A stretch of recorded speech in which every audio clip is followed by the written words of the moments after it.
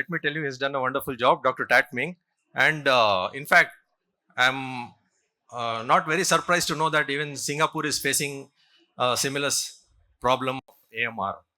So they are also into doing a lot of work on this stewardship with respect to antimicrobial resistance. Just to brief on what actually he has told us, in a wonderful way, he has tried to summarize how the antibiotics are playing havoc in our lives. And in fact, it only if the only the pharmacists at our level work on this, it will not suffice.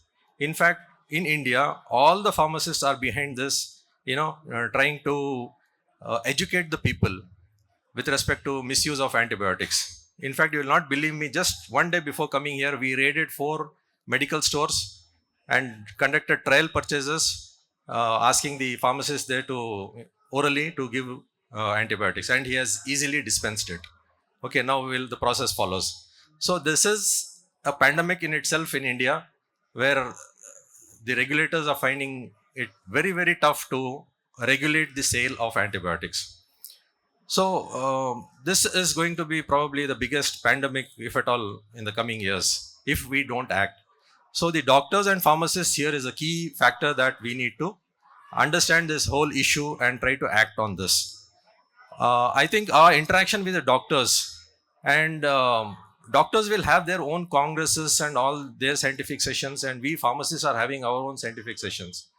Maybe on antimicrobial issues, I think we should have some joint scientific sessions where we can highlight the issues on the ground level that are happening, and how unscrupulously the doctors are trying to prescribe and use the antibiotics just to see that the patient is immediately he gets benefit of the antibiotic use, and he is out of the hospital or he is sent out of the hospital.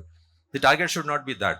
So an interaction here at this level, my personal view is that there should be a huge interaction between the doctors fraternity and we as pharmacists. Academicians, community pharmacists and regulators should come out and have a big symposia on this AMR with respect to doctors, because we have opened our eyes very late.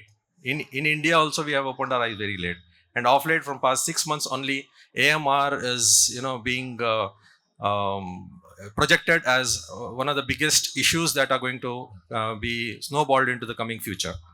So we need to work on that. So the most important factor that even he has highlighted is that education.